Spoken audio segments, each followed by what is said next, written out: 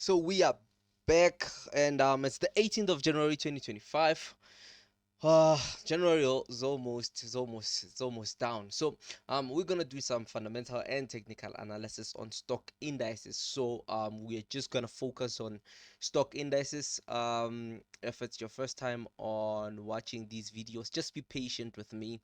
Just be patient with all the technicalities and the definitions of these concepts. But really, if you understand these fundamental factors, it makes your trading life easier. So first thing I want to get out of the way is that fundamentals move the market in the medium to long term, right? So um basically what that means is in the short term the market is actually moved by by it might be moved by market sentiment and liquidity, right? But in the medium to long term, then fundamentals will move the market, right? So I just want to focus or outline factors that actually affect stock indices in the markets and also affect currencies, but we are not going to focus on currencies for this video. We are just going to focus on stock indices, right? And what because your CPI, your NFP, your PPI, your all those news releases actually don't affect the market in the short term only, right? Because you find people who are trading, people who are trading NFP and they're just trading for 3 4 seconds and then they're out of the market. You find people trading CPI and it's just for 1 minute and then they are out of the market. But whilst if you understand these concepts on how NFP, how CPI, PPI, how these GDP, how all these factors affect the market in the medium to long term, you could actually take trades and actually hold them for um you can scalp, you can take trades for hours, you can take trades, hold them for days, which I actually prefer. You can take trades and actually hold them for weeks and even months, if the fundamental stays the same, because fundamentals move markets in the medium to long term, right? So what we usually say is trade like an investor, right? Trade like an investor. Look at the market as an investor. What is this market most probably to do in the medium to long term, so that you can actually take advantage of your leverage and of you know huge number of pips in the market. So basically fundamental factors that actually affect the market in the medium to long term is number one, GDP, right? So basically, as everybody knows, GDP, growing GDP is positive for stock indices for every economy, right? So if you've got a country where the economic cycle is in a a recovery state, or in a boom and expansion state in the economic cycle, that is good for stock indices. So what we look at, number one, is we look at GDP. How is that country's economic health, right? So we look at a country's GDP.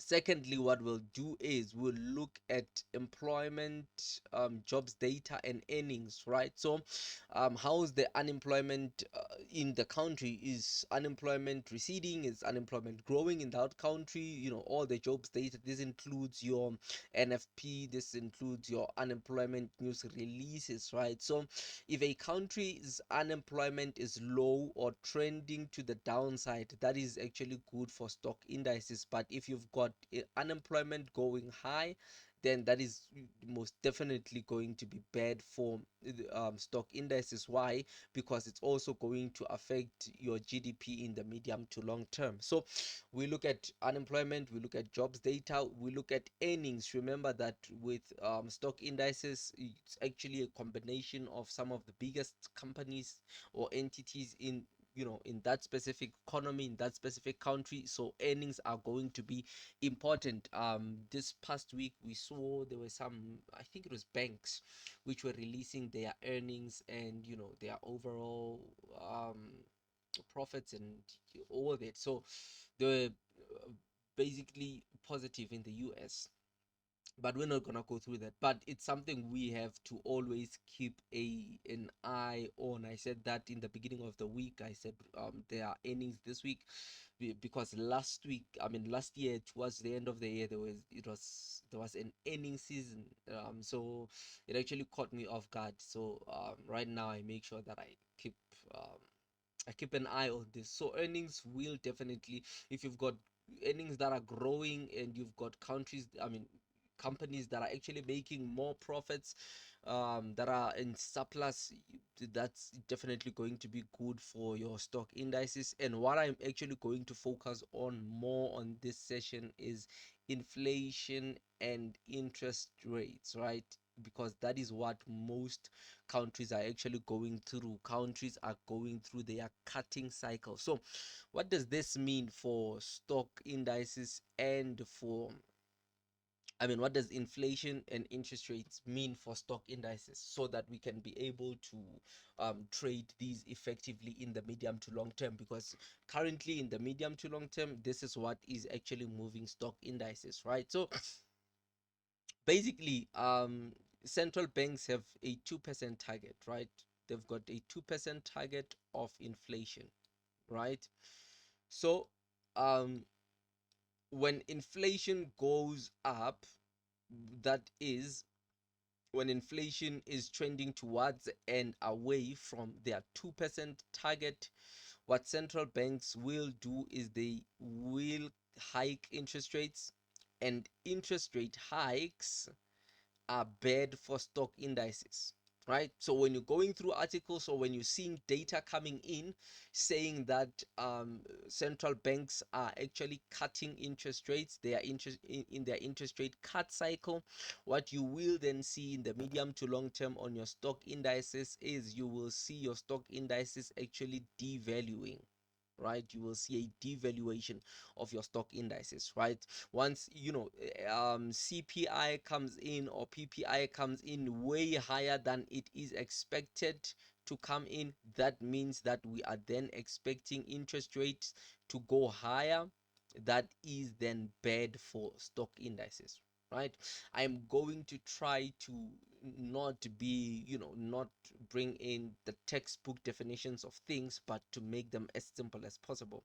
So if inflation is coming down, of which currently we have inflation in most countries actually coming down to their 2% target, and you then expect the central bank of that specific country to actually cut interest rates. Most central banks, besides the Bank of Japan, are in their cutting cycle. You expect the central bank to cut interest rates, and then you actually expect stock indices to actually appreciate. So if someone asks you what is actually causing the current appreciation of stock indices, because stock indices, almost all stock indices, have actually been appreciating, what is the reason is the expectation of interest rate cuts, and most economies are actually already in their cutting cycle. And that then causes stock indices to actually appreciate, right? So this is as easy as it can be.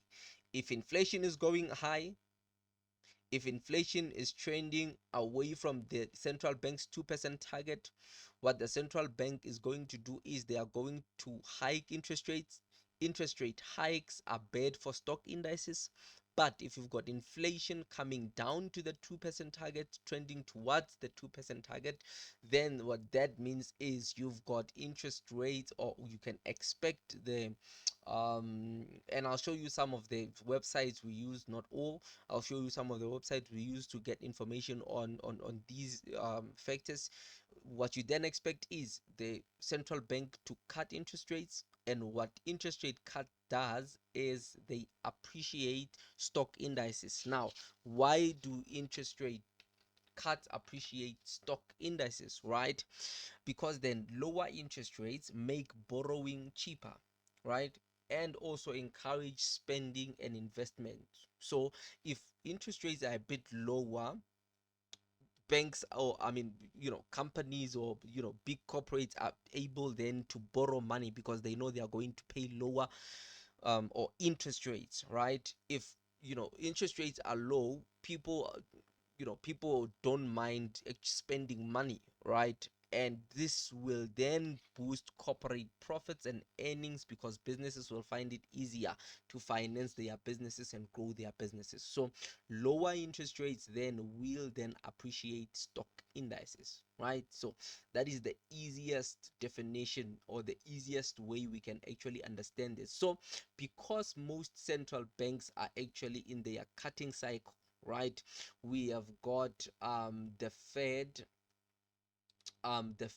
actually expected to cut with 42 basis points this year. There is so in their next coming meeting, they are not going to cut interest rates, right? Because you've got a 98% probability of a no change, meaning that they are not going to cut in their coming monetary policy meeting.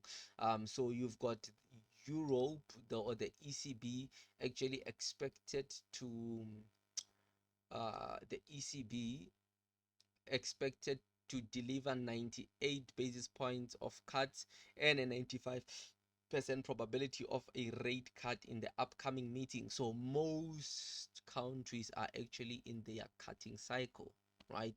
Most economies are actually in their cutting cycle. So back to the S&P 500, right? So what does that mean then for the S&P 500, right? We are in a cutting cycle, and also what we are experiencing is you have got growing GDP for the US dollar.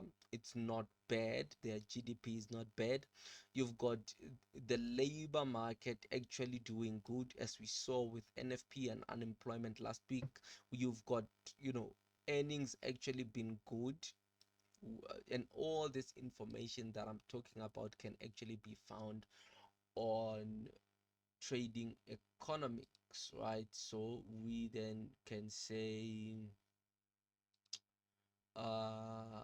hold on for a minute, so we can say interest rates, um it's gonna show for all these countries, but let's just go back to there we go. So you can actually find all this information right here. You've got GDP growth, which came actually from 3 previously to 3.1. So it's a growing or a healthy economy, right? You've got unemployment, which actually came from 4.2 to 4.1. Unemployment actually coming in lower. You've got non-farm payrolls, which is a reflection, one of the reflections of the jobs data, which came from 212 to 256. So you can actually see that this is where you actually get all this information that we are referring to. So basically then uh yeah so inflation then and interest rates, you've got a lot of articles that have been speaking about inflation and interest rates on whether the feds are going to cut interest rates in their coming meeting or what. So we actually have, throughout this year, there is only 42 basis points expected of cuts, and they are not going to cut at their upcoming meeting. But, right, but the fact that they are holding will not deter the upward movement or the appreciation of stock indices. Why? Because the economy is actually doing good. So bear in mind, they are already in their cutting cycle, number one. Number two, the economy is adding jobs, GDP is growing, unemployment is coming lower. Therefore, stock indices are then going to appreciate because we have a healthy economy which is cutting interest rates slowly. So that is why we then have an appreciation of stock indices such as the S&P 500. So what am I then expecting in this coming week for the S&P 500? One thing that all eyes are on currently is, and I think that the market will then shift attention from Tuesday, is all eyes on Monday's inauguration. So the market may trade carefully today ahead of Monday's inauguration of President Trump. There are lingering concerns about the day one measures. Remember that he said that he's going to implement some tariffs between the United States and some of its trading partners. So the market is actually waiting to see what he's going to do with those tariffs, right? So that is why, because of that factor, that is why I am expecting a pullback on the S&P 500, right? As you can see, we've reached these highs right here, and these highs are actually a supply zone right here. If you can see that, I'm on the daily time frame. Let me just minimize those ones and zoom in. I am in the daily time frame. So from this high right here, I am not going to take short positions. Why? Because there is so much positive sentiment in the market, in a way that we can actually, it is possible to see these highs actually getting broken. So we could open in to when on Monday, yeah, on Monday in 2 days time, we could open and the market could just continue its rally because of the positive sentiment in the market regarding Donald Trump, right? So but what I expect is, I am expecting a pullback from where the market currently is to these demand zones. The first one is here. If I get confirmations, if I get, fundamentals news that actually show positive sentiment in the market regarding Donald Trump, then this is the first zone I'll be looking for buys in. If I don't get confirmations, if I don't get confluence from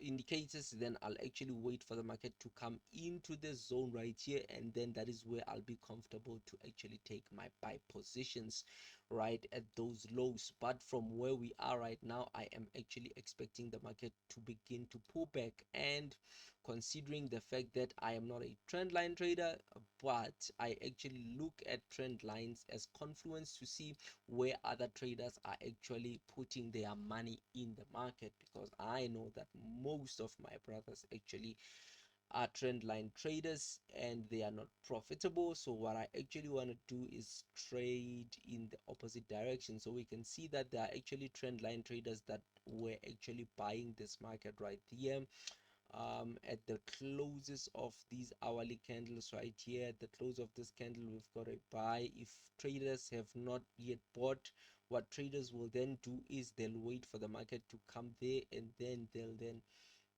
enter their buy positions. So I want to see that happening, and then what then I want to see is a move to the downside. I want to see, what I want to see, actually, let me just do that.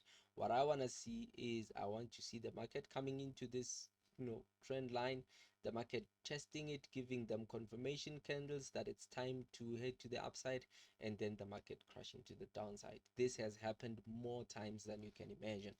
So that's what I want to see. Now, if I get this type of movement, the market, giving them a retest, and then the market coming down, maybe I get an hourly close somewhere there.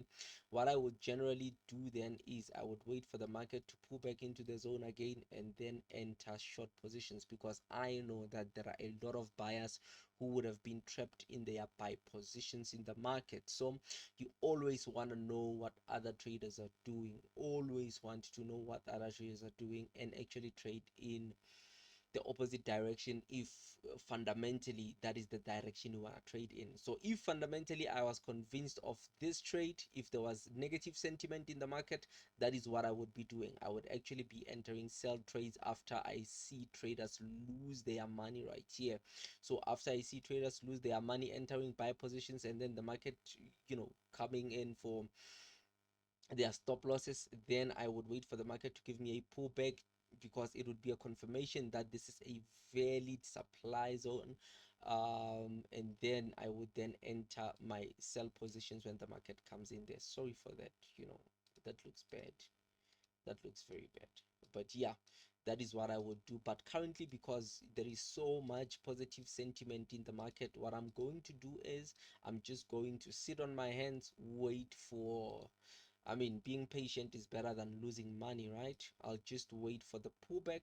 I expect this pullback to actually continue, and then once the market comes into the zone, want to buy. If that zone doesn't work out, I actually want to buy lower. This would be, because the saying of buy low sell high is actually derived from the fact that you are buying something when it's cheap. You don't want to buy at premium prices. You want to buy at discount prices and sell at premium prices. Who wants to buy a car when they are actually expensive, right? And you don't want to do that, right? Unless if you're extremely loaded, but you want to wait for something or for prices to come at discount prices, and you want to buy when it's actually at discount prices. And then when you see it's overly devalued, you then want to buy expecting the appreciation depending on what the fundamentals are saying. I'll always emphasize on that, depending on what the fundamentals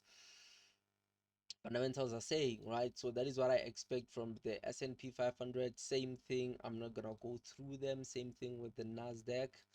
I am actually expecting this pullback to continue. I am expecting this because we have got a breakout right there, a breakout of this zone right here, break of structure.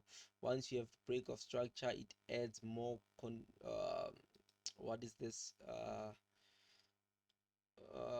confidence on traders that the market is actually momentum is